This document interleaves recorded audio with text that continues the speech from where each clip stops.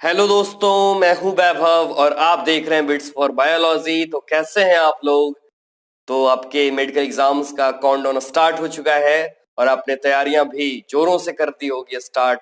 तो बिल्कुल तैयारी चलते रहनी चाहिए जब तक कि आप मेडिकल कॉलेज तक ना पहुंचो और कोई भी डिस्ट्रैक्शंस आपको दूर ना करे मेडिकल कॉलेज पहुंचने से। और वैसा बिल्कुल आप काम करो ही ना जिससे कोई भी बाधा पैदा हो, कोई भी हिंड्रेंस पैदा हो कि आप मेडिकल कॉलेज तक ना पहुंचो। तो बिल्कुल दूर रहें, लगे रहें तैयारी में, क्वेश्चंस ज्यादा से ज्यादा लगाएं, प्रैक्टिस करें, एनसीईआरटी को बार बार पढ़ें, फिजिक्स के न्यूमेरिकल्स ज्यादा से ज्यादा लगाएं। तो चलिए टाइम वेस्ट ना करते हुए हम स्टार्ट करते हैं हमारे ये chapter cell cycle and cell division, जो कि सबसे इंटरेस्टिंग पार्ट होता है। इसका मकसद क्या है? तो आप कम से कम टाइम में पूरा चैप्टर का रिवीजन कर पाओ। Cell cycle and cell division पूरी एनसीईआरटी से मैं आपको बताने वाला हूं।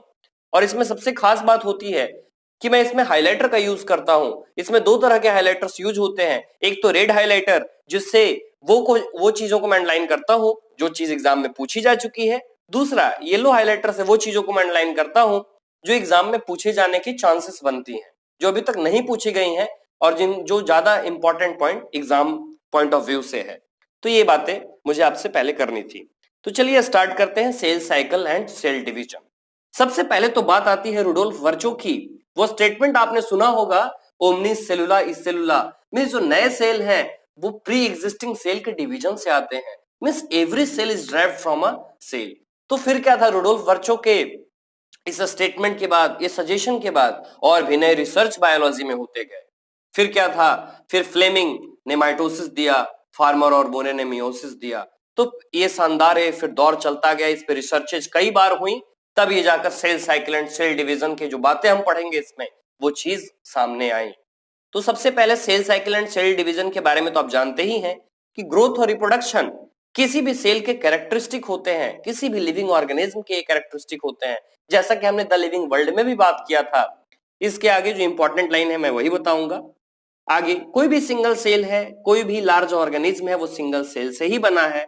इसके आगे सेल साइकिल की अगर हम बात करें तो सेल साइकिल एक जेनेटिकली कंट्रोल्ड प्रोसेस है, एक बहुत ही इंपॉर्टेंट प्रोसेस है जिसमें कि सेल का डिवीजन होता है, डीएनए रेप्लिकेशन होता है, सेल का ग्रोथ होता है। जितने भी प्रोसेस हैं सब कोऑर्डिनेटेड वे में चलते हैं कि डिवीजन करेक्ट हो, क्योंकि उनमें जो इंटैक्ट मींस एज सच जो जीनोम है उनमें इंटैक्ट रहे, एज सच जीनोम जैसा पहले थे, मींस पेरेंट सेल में जैसे थे वैसे ही वो प्रोजेनी के सेल में हो। तो ये बातें हैं, ये सेल साइकिल आप समझ चुके होंगे। मींस टोटल इवेंट्स की सीरीज चलती है इसमें, जिसमें सेल डुप्लीकेट करता है अपने जीनोम को और इसके अंदर सेल के अंदर जितने भी कंपोनेंट्स हैं उसको वो सिंथेसाइज करने का काम करता है और दो डॉटर सेल्स में वो जाकर डिवाइड होता है। तो इसको सेल साइकिल हम बोलते हैं। सेल ग्रोथ एक कंटिन्यूअस प्रोसेस है क्योंकि साइटोप्लाज्म का हमेशा इंक्रीज होता रहता है। जनरली यूकैरियोटिक सेल डिवीजन जो होती है उसमें कैरियोप्लाज्मिक इंडेक्स और सरफेस एरिया वॉल्यूम रेशियो का काम चलता है। और सेल जो डिवीजन है अप्रोक्सीमेटली 24 घंटे में होता रहता है और ईस्ट जो कि 90 मिनट में करता है। तो जेनेटिक कंट्रोल ये बातें हमने देख ली हैं। आगे की ओर हम बढ़े तो ये हमारा एनसीईआरटी, और इसके अलावा एनसीईआरटी में कई चेंजेस भी हुए हैं जो मैं आपको साथ साथ बताऊंगा। तो ये एनसीईआरटी की डायग्राम जो आप देख रहे हैं, ये पहले ये डायग्राम दूसरी डायग्राम थी, तो इस डायग्राम को बिल्कुल चेंज किया गया है। इसमें थोड़े कलर चेंज किए हुए पूरे के पूरे, और इसमें जो यहाँ पे आप देख रहे हैं, यहाँ पे जो प्रोफेज, मेटाफेज, एनाफेज, टीलोफेज, ये थोड़ा पहले था। ये यहाँ पर ये मूवमेंट शिफ्ट था तो इसको थोड़ा शिफ्ट किया गया है। तो ये सब कुछ चेंजेस है यहाँ पे बताया गया है एक्स्ट्रा। तो बात मैंने आपको बताई थी 24 घंटे ईस्ट 90 मिनट। आगे हम बात करें तो सेल साइकिल को दो बेसिक फेज में हम डिवाइड करते हैं। एक तो इंटरफेज होता है और एक एम फेज होता है। जैसा कि क्रैश कोर्स सीरीज में भी मैंने आपको बताया है, अगर आपने नहीं देखा अब तक तो मैंने उसका लिंक डिस्क्रिप्शन में दे रखा है। तो जैसा कि इंटरफेज, तो इंटरफेज एक रेस्टिंग स्टेज होता है जिसमें 95% जो ड्यूरेशन है वो सेल अपना इंटरफेज में बिताता है, क्योंकि वो डिवीजन के लिए प्रिपेयर हो रहा होता है। क्योंकि जैसा कि हम मेडिकल एग्जाम के लिए प्रिपरेशन कर रहे हैं, ज्यादा से ज्यादा टाइम लगता है और डिवीजन तुम 3 घंटों में ही होना है, तो बिल्कुल यही मानकर चलें आप, बिल्कुल ऐसा ही होता है। नेक्स्ट हमारा एम फेज, एम फेज जो है वो एक्चुअल फेज है डिवीजन का। नेक्स्ट हम आगे बात करें तो ये सक्सेसिव फेज मैंने आपको बता ही दिया, 24 घंटे होते हैं जनरली, जिसमें ज्यादा से ज्यादा इंटरफेज अपना 95% टाइम बिताता है। क्वेश्चन पूछा जा चुका है यहाँ से, और ये डायग्राम भी क्वेश्चन आ चुका है पहले, शायद 2009 में पूछा गया है ये डायग्राम, तो आप याद रखना। जितने भी रेट से मैंने किया अंडरलाइन, सब क्वेश्चंस कहीं ना कहीं ज्यादातर वो नीट में ही आ चुके हैं और एम्स में आ चुके हैं। नेक्स्ट, तो पहला जो प्रोसेस चलता है वो कैरियोकाइनेसिस का वो प्रोसेस होता है, और कैरियोकाइनेसिस के बाद साइटोकाइनेसिस का प्रोसेस चलता है। तो कैरियोकाइनेसिस को इनडायरेक्ट न्यूक्लियर डिवीजन भी बोला जाता है। इनडायरेक्ट किसको बोला जाता है? माइटोसिस और मियोसिस दोनों इनडायरेक्ट न्यूक्लियर डिवीजन है, और जो डायरेक्ट सेल डिवीजन है एमाइटोसिस, जो कि फास्टेस्ट सेल डिवीजन है, जो कि हमें नहीं पढ़ना, हमारे सिलेबस में वो मेंशन नहीं है। इंटरफेज, रेस्टिंग फेज मैंने बता दिया, प्रिपरेशन चल रही है डिवीजन की। इंटरफेज में 3 आगे फेज आते हैं। एक तो जीवन का फेज आता है जिसको गैप 1 बोला जाता है। Next S phase, synthesis phase, बहुत ही इंपॉर्टेंट, एग्जाम में बहुत बार पूछा जाता है ये क्वेश्चन।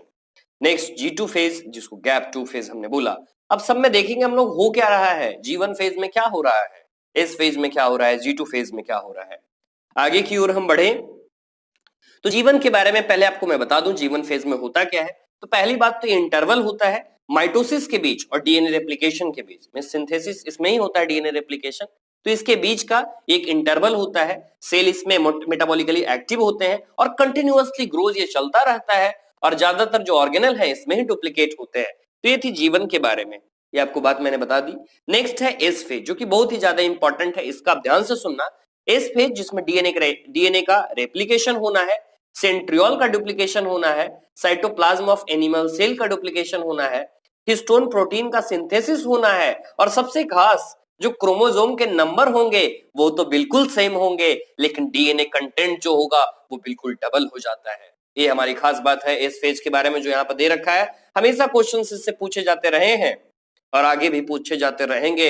यहां से ही इंपॉर्टेंट कंसेप्ट आपका तैयार होना चाहिए कि क्रोमोसोम नंबर सेम लेकिन डीएनए कंटेंट हमारा डबल हो जाता है। आगे हम बात करें इन एनिमल सेल्स में एस फेज डीएनए रेप्लिकेशन बिल्कुल, सेंट्रियोल डुप्लीकेट, प्रोटीन सिंथेसाइज होते हैं G2 फेज में, और सेल ग्रोथ कंटिन्यू होते हैं। G2 हमारा उतना इंपॉर्टेंट नहीं है क्योंकि G2 में प्रोटीन बनेगा। प्रोटीन तो ऐसे सारे में बनते हैं, प्रोटीन सिंथेसिस सारे फेज में बनते हैं, लेकिन एनसीईआरटी के अकॉर्डिंग G2 में दे रखा है, तो हमें G2 ही एग्जाम में लगाना है अगर क्वेश्चन आता है। अगर मैं इस पार्ट को डील करूं तो सबसे पहले अगर आप देखें कि how do plants and animals continue to grow all their lives, तो सबसे पहली बात माइटोसिस है, माइटोसिस से ही ग्रो करते हैं। Do all cells in a plant divide all the time, तो नहीं, हमेशा डिवाइड नहीं करते रहते। Do you think all cells continue to divide in all plants and animals, तो यस नो, क्योंकि डिवाइड तो नहीं करते। All cells continue to divide नहीं, आपने देखा होगा मेरिस्टेमेटिक सेल भी होते हैं, परमानेंट सेल भी होते हैं। Next, can you tell the name and the location of the tissues having cells that divide all their life in higher plants, तो जी हाँ, जैसा कि मेरिस्टेम सेल्स, जो मेरिस्टेमेटिक सेल्स होती कहाँ होती हैं? सूट के टिप पे, रूट के टिप पे। अगर आप नहीं पढ़े अभी तक वो चैप्टर एनाटॉमी, तो आप पढ़ सकते हैं जाकर एनाटॉमी ऑफ फ्लावरिंग प्लांट, उसका मैंने क्विक रिवीजन सीरीज दिया है, विद इन 30 मिनट्स वो आप पढ़ सकते हैं। नेक्स्ट आगे हम बात करें, do animals have similar meristematic tissues, तो नो, सिमिलर मेरिस्टेमेटिक टिश्यूज तो नहीं होते। तो ये चीज हमने क्लियर कर लिया है। आगे की ओर हम बढ़े। अब एक पॉइंट तो बिल्कुल ये याद रखना, जो ओनियन में कितने क्रोमोसोम होते हैं, तो ये 16 क्रोमोसोम होते हैं बिल्कुल ओनियन में, तो यह बिल्कुल पॉइंट याद रखना। और यहाँ पे सेम क्वेश्चन वही पूछ रखा है कि can you tell how many chromosomes will the cell have at G1, तो जीवन में कितना होगा, तो 16 क्रोमोसोम होंगे। आपको मैंने बताया ना क्रोमोसोम नंबर तो बिल्कुल सेम होंगे, तो आप ये बताओ आफ्टर एस फेज कितना होगा, तो बिल्कुल 16। ठीक, next, also what will the DNA content of the cells and जीवन में क्या होगा, 2C, एस में क्या होगा आप खुद ही बताओ, 4C, क्योंकि डबल हो जाता है। अगर आप यहां तक समझ चुके हैं तो बिल्कुल आपका कंसेप्ट क्लियर है, आपसे एक भी क्वेश्चंस गलत नहीं होंगे। आगे की ओर हम बढ़े। एक quiescent stage, very very important stage. Quiescent stage वो स्टेज होता है जिसमें सेल्स मेटाबॉलिकली एक्टिव होते हैं but no longer proliferate. Means growth क्यों करें, हमारी जरूरत ही नहीं है ग्रोथ करने की, तो ग्रोथ क्यों करें? हाँ, जब जरूरत होगी हम ग्रोथ करेंगे, इंजरी होगा, सेल की डेथ होगी, हम ग्रोथ करेंगे। तो ये कहना है क्विसेंट स्टेज का। मींस रिक्वायरमेंट के आधार पे ग्रोथ होता है, तो ये क्विसेंट स्टेज होता है। जैसा कि हार्ट सेल्स, कभी इसमें डिवीजन नहीं होती जनरली, तो ये आप याद रखना बिल्कुल। Some cells in the adult animals don't appear to exhibit division and many other cells divide only occasionally as needed to replace cells that have been lost because of injury or cell death। तो ये हमारा था question stage के बारे में। ये simple सी चीजें इसमें लिखी हुई है, माइटोटिक डिवीजन वगैरह डिप्लॉइड सेल्स में होती हैं, तो इनको सोमैटिक भी बोला जाता है, सोमैटिक सेल डिवीजन चल रही है। अब हमारा ये पार्ट एम फेज। तो एम फेज जो होता है तो एम फेज सबसे मोस्ट ड्रामेटिक पीरियड, सबसे पहली बात मोस्ट, ये पूछा जा सकता है आपसे कि कौन सा फेज सबसे ज्यादा ड्रामेटिक पीरियड है, तो एम फेज। क्यों ऐसा है भाई ड्रामेटिक पीरियड? क्योंकि आप जब लेट प्रोफेज का स्टेज देखोगे तो गोल्जी कॉम्प्लेक्स उसमें डिस्ट्रॉय हो जाता है, डिसइंटीग्रेट कर जाता है, या कहें तो उसमें से गायब हो जाता है। आगे हम बात करें, उसमें एंडोप्लाज्मिक रेटिकुलम नहीं होते, न्यूक्लियोलस नहीं होता लेट प्रोफेज में। लेकिन वहीं आप टीलोफेज में अगर देखते हो, गोल्जी बॉडी आ चुका है, एंडोप्लाज्मिक रेटिकुलम आ चुका है, न्यूक्लियोलस आ चुका है, तो ऐसा क्या ड्रामा चल रहा है? तो इसको ही ड्रामेटिक पीरियड बोला जाता है, क्योंकि यह ड्रामा चल रहा है। आगे की ओर जो एम फेज मींस, यहाँ एम फेज माइटोसिस को बोला जा रहा है, इक्वेशनल डिवीजन भी उसे बोलते हैं। नेक्स्ट, तो इसमें क्या चल रहा है? तो जनरली जो वर्चुअली जो कंपोनेंट है सेल के, उसमें चेंजेस चल रही हैं। ठीक, तो आप ये याद रखना। आगे की ओर हम बात करें तो ये प्रोग्रेसिव, पहले कैरियोकाइनेसिस होता है, देन साइटोकाइनेसिस होता है, ये प्रोग्रेसिव प्रोसेस है। तो आप इसके बीच क्लियर कट लाइन नहीं बता सकते कि प्रोफेज कहाँ स्टार्ट हुआ और प्रोफेज के बाद कब से आया मेटाफेज, कब आया टीलोफेज, क्योंकि सेल डिवीजन एक कंटिन्यूअस प्रोसेस है, एक प्रोग्रेसिव प्रोसेस है, आप यह नहीं बता सकते। ठीक है, आगे की ओर हम बात करें, ये 4 स्टेज हैं जो बहुत ही इंपॉर्टेंट है, प्रोफेज, मेटाफेज, एनाफेज, टीलोफेज। तो पैमैट से आप याद रख सकते हो, मैट होता है तो पीमैट से आप याद रख सकते हो। नेक्स्ट है हमारा प्रोफेज, जो कि बहुत इंपॉर्टेंट स्टेज है, ये हमारा प्रोफेज सबसे पहला स्टेज है। अब एनसीईआरटी में करेक्शन क्या हुई आप ये देखो, यहाँ कैरियोकाइनेसिस को जोड़ रखा है, क्योंकि वो क्लियर बताना चाहते हैं एनसीईआरटी कि जो पहला स्टेज होता है ना, वो कैरियोकाइनेसिस होता है। तो माइटोसिस के पहले कैरियोकाइनेसिस लिखना ये बहुत ही अच्छा है, क्योंकि साइटोकाइनेसिस तो एक अलग स्टेज हो जाता है, जिसके बारे में एनसीईआरटी ने अलग चर्चा की है। तो कैरियोकाइनेसिस को बीच में एनसीईआरटी का डालने का मतलब यही है कि कैरियोकाइनेसिस पे हमें फोकस करना है। ठीक है, तो एस और G2 के फेज का ये बीच का स्टेज होता है प्रोफेज। ठीक है, इंटरफेज के बाद का ये स्टेज है। ठीक है, तो हम आगे की ओर बढ़े, ये तो हमारा अगला जो पार्ट है, अगला हम देखें तो प्रोफेज को आप मार्किंग कैसे करोगे कि प्रोफेज कब से स्टार्ट हुआ है? तो जब इनिशिएशन हो जाए, कंडेंसेशन ऑफ क्रोमोसोमल मटेरियल, तो इसको बोलते हैं कि हाँ प्रोफेज अब स्टार्ट हो चुका है। तो ये हमारा इंपॉर्टेंट पॉइंट है। इसके बाद हम देखें तो इसमें और भी चीजें हैं प्रोफेज के बारे में, अगर एक बार में मैं सारा कुछ बता दूं तो आपको क्लियर हो जाएगा। पहली चीज कि क्रोमेटिन मटेरियल जो होते हैं आपस में कंडेंस करने लगते हैं। दूसरी बात, जो सेंट्रियोल्स होते हैं वो अपोजिट पोल पे जाने लगते हैं। तीसरी बात, जो क्रोमेटिड्स होते हैं क्रोमोसोम के अंदर वो विजिबल हो जाते हैं। चौथी बात, इनिशिएशन हो जाती है माइक्रोट्यूबुल्स की असेंबली की, जो एस्टर रेज वगैरह होते हैं उसकी। पांचवी बात, लास्ट बात, कि जो गोल्जी कॉम्प्लेक्स थे, nucleolus, endoplasmic reticulum, nuclear membrane, सब कुछ डिसअपीयर हो चुके हैं। तो ये बात थी प्रोफेज के बारे में। अब एनसीईआरटी में करेक्शन कहां हुई है? तो पहले तो ये पहला पॉइंट आपको देखने को था, जो कि कुछ मैंने बताया बिल्कुल सब वही है। ये सेकंड पॉइंट बिल्कुल नहीं था, ये नया पॉइंट इसमें जोड़ा गया है, जिसमें एस्टर वगैरह को बताया गया है, जो कि माइक्रोट्यूबुल्स होते हैं जो रेडिएट कर जाते हैं पोल्स पे। तो ये आप याद रखना, यहाँ पे चेंजेस हुए हैं एनसीईआरटी में। अगर आप कहो तो ज्यादा से ज्यादा अगर कमेंट आता है, क्योंकि अभी तक बिल्कुल 1 या 2 कमेंट आए हैं, लाइक्स भी बिल्कुल नहीं मिलते, क्योंकि एनसीईआरटी पे ज्यादा से ज्यादा वीडियो बनाने के लिए। तो अगर आप उस पर ज्यादा से ज्यादा कमेंट करते हो तो मैं उस पर एक अलग से वीडियो बनाऊंगा, क्योंकि एनसीईआरटी में 200-250 चेंजेस हुए हैं पूरे एनसीईआरटी में। अगर एक एक कर बताऊं मैं तो वो तो बताना मुश्किल है, लेकिन एक वीडियो में सारा कुछ क्लास 11 का एक और क्लास 12 का एक मैं बना सकता हूं, अगर ज्यादा से ज्यादा इस पे कमेंट मिले तो आगे हम देखते हैं, ये हमने देख लिया। नेक्स्ट हम बात करें, हाँ ये क्वेश्चन आ चुका है, जो मैंने आपको बताया कि सारे कुछ इसमें गायब हो चुके हैं, डिसअपीयर हो चुके हैं, क्वेश्चंस पूछे गए हैं। नेक्स्ट हम देखें मेटाफेज। आप यहाँ पे स्टेज भी देख सकते हो, अर्ली प्रोफेज, लेट प्रोफेज, सब कुछ टूट रहे हैं, यहाँ पे टूट चुके हैं। तो कंप्लीट डिसइंटीग्रेशन हो चुका है न्यूक्लियर एनवेलप का मेटाफेज में। मेटाफेज जो है ना, ये बहुत इंपॉर्टेंट स्टेप है, क्योंकि जब सेकेंड फेज स्टार्ट हो चुका है माइटोसिस का, मेटाफेज, तो मेटाफेज में आपको क्या याद रखना है? उसमें कंडेंसेशन की शुरुआत हुई थी, तो यहाँ कंडेंसेशन का कंप्लीशन हुआ, एंड हुआ यहाँ पे। यहाँ पे क्या है ना, क्रोमोसोम के स्टडी आप सबसे अच्छी कर सकते हो, क्रोमोसोम की मार्फोलॉजी की, क्रोमोसोम के नंबर्स की, यहाँ पे स्टडी आप बहुत ही इजीली कर सकते हो, क्योंकि यहाँ पे क्लियरली माइक्रोस्कोप के अंदर वो विजिबल होता है। आगे हम बात करें तो इसमें स्पिंडल फाइबर्स जो होते हैं ये कनेक्ट होते हैं काइनेटोकोर से, जो कि स्मॉल डिस्क शेप्ड स्ट्रक्चर होता है। अटैचमेंट का वो साइट होता है काइनेटोकोर, तो आप बिल्कुल याद रखेंगे, क्वेश्चंस पूछे गए हैं। आगे की ओर हम बात करें, ये आप देख सकते हैं ट्रांजिशन टू मेटाफेज आप यहाँ देख रहे हैं, और नीचे आपका ये मेटाफेज स्टेज है जहां इक्वेटोरियल प्लेट पे सब आ चुके हैं। इसमें आगे मैं बताऊं आपको तो जो भी एनसीईआरटी में चेंजेस हुए हैं मैं आपको एक अलग से बना दूंगा, इसमें तो बताना मुश्किल है हर जगह, तो जहां हो सकेगा मैं बताऊंगा ही।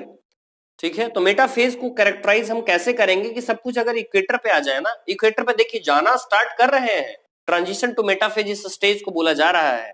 तो क्रोमोसोम जब इक्वेटर पे आ जाए तो समझे वो मेटाफेज का स्टेट है। जब डायग्राम पहचानने को आपको आएगा ना, तो इससे ही आप इसको रिकॉग्नाइज करोगे कि यहाँ पर आ चुके हैं इक्वेटर पे। आगे हम बात करें, या आप वही देख रहे हैं, उसमें फीचर्स दे रखे हैं। खास बात क्या है ना एनसीईआरटी की, कि हर एक फेज की उसने 2 से 3 पॉइंट दे रखे हैं जो भी फीचर्स हैं उसके, तो ये पॉइंट पर गौर करेंगे आप। आगे हम बात करें एना फेज के बारे में, तो एना फेज में क्या होता है ना, सेंट्रोमेयर स्प्लिट करते हैं इसमें, एक पॉइंट दूसरी पॉइंट जो सिस्टर क्रोमेटिड होते हैं वो सेपरेट हो जाते हैं। तीसरी बात, chromosome move towards opposite pole की तरफ जाने लगते हैं, ये हमारा इसमें इंपॉर्टेंट पॉइंट है। आगे की ओर हम बात करें तो ये जो मैंने आपको पॉइंट बताए हैं बिल्कुल ये वही दोनों पॉइंट है, जैसा कि आप डायग्राम में देख भी सकते हो। एनाफेज में बिल्कुल इसमें सेंट्रोमेयर स्प्लिट कर चुके हैं, क्रोमोसोम अपना पोल की तरफ मूव कर चुके हैं, तो इसमें आप ये दोनों पॉइंट याद रख सकते हो। आगे की ओर हम बात करें टीलोफेज के बारे में, तो इसमें चेंजेस हुई हैं। पहले दे रखा था फाइनल स्टेज ऑफ माइटोसिस, तो अब दे रखा है फाइनल स्टेज ऑफ कैरियोकाइनेसिस, क्योंकि एनसीईआरटी बिल्कुल क्लियर कट लिखना चाहते हैं। ठीक है, तो एनाफेज में बिल्कुल हुआ क्या है मैंने आपको बता दिया है, तो आप यहाँ पे ये देख सकते हैं, इसमें भी एनसीईआरटी में चेंजेस आई हैं। पहले यहाँ पे 3 पॉइंट तो थे, तो सेकंड पॉइंट में यहाँ पे चेंजेस आई हैं। Nuclear envelope develops around the chromosome cluster at each pole forming 2 daughter nuclei, पहले ये पॉइंट नहीं था, अब क्लियर लिख रखा है इसमें। नेक्स्ट हम बात करें साइटोकाइनेसिस के बारे में, तो साइटोकाइनेसिस तो आप जानते ही हैं, तो इसमें साइटोप्लाज्म में बीच में जाकर डिवीजन हो रहा है यहाँ पर, तो सेपरेशन ऑफ साइटोप्लाज्म हो रहा है। 2 तरह से होती है, एक तो एनिमल में भी होता है और एक प्लांट में भी होता है। अगर एनिमल में चल रहा है तो ये फरो मेथड से होता है, जो कि दे रखा है एनसीईआरटी में, ये फरो मेथड है हमारा। नेक्स्ट अगर प्लांट में हो रहा है तो प्लांट में सेल प्लेट मेथड से ये होता है। आप डायग्राम भी देख सकते हैं, यहाँ पर इंटरफेस फिर से स्टार्ट हो चुका है। और ये हमारा लास्ट लाइन, पहले बहुत ही पहले ये एएमयू में आया हुआ था, आज से 3-4 साल पहले। क्वेश्चंस आने के बहुत ज्यादा चांसेस हैं इसमें नीट में इस बार, तो आप याद रखेंगे ये। इसमें होता क्या है कि जैसे एक तो स्टेज हमारा चल रहा है कि हम आगे की ओर बढ़ते जा रहे हैं, जैसे कैरियोकाइनेसिस है, कैरियोकाइनेसिस के बाद साइटोकाइनेसिस आना है। लेकिन कभी कभी ऐसा होता है कि स्टेज उसके बाद ना आए, फिर उसके बाद एक मल्टीन्यूक्लिएट कंडीशन आ जाए जिसको हम सिंसीशियम बोलते हैं। तो ऐसा होता है कोकोनट एंडोस्पर्म में, कोकोनट जो लिक्विड एंडोस्पर्म होता है उसके अंदर, उसमें ही ऐसा कुछ स्टेज होता है, तो बिल्कुल याद रखेंगे। और ये भी चीज mitochondria plastid get distributed between 2 daughter cells, तो ये तो कॉमन चीज है, तो सबको होना ही है डिस्ट्रीब्यूट। आगे की ओर हम बात करें सिग्निफिकेंस ऑफ माइटोसिस, ये हमारा इंपॉर्टेंट है। सिग्निफिकेंस क्या है, तो अगर पहली सिग्निफिकेंस की बात करें तो पहला तो सोमैटिक ग्रोथ में ये हेल्प करता है, इक्वेशनल डिवीजन इसको बोलते हैं। ये डिप्लॉयड सेल्स तक ही रिस्ट्रिक्टेड है, हैप्लॉयड सेल्स में इसके नहीं होते। कुछ ऐसे हैं कि जैसे लोअर प्लांट्स, कुछ सोशल इंसेक्ट हैं जिनमें डिवीजन होता है माइटोसिस से।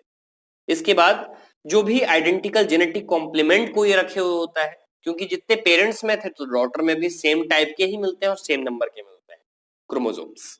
ग्रोथ के लिए रिस्पॉन्सिबल होता है। न्यूक्लियोसाइटोप्लाज्मिक रेशियो इसको मेंटेन करने का ये काम करता है। सेल रिपेयरिंग में काम करेगा। सेल रिपेयरिंग में कैसे ये काम कर रहा है, क्योंकि अगर अपर एपिडर्मिस अगर लेयर जो है वो गट का लाइनिंग जो है वो, क्योंकि इसमें हमेशा रिपेयरिंग चलती रहती है, और जैसा कि आप जानते हैं एपिकल और लैटरल कैम्बियम जो है वहां पे माइटोटिक डिवीजन चलता रहता है ग्रोथ के लिए। तो ये हमारा पार्ट था माइटोसिस के बारे में। अब हम आगे पहुंच चुके हैं मियोसिस के बारे में। तो मियोसिस में सबसे पहले तो हम जानते हैं मियोसिस में जनरली होता क्या है।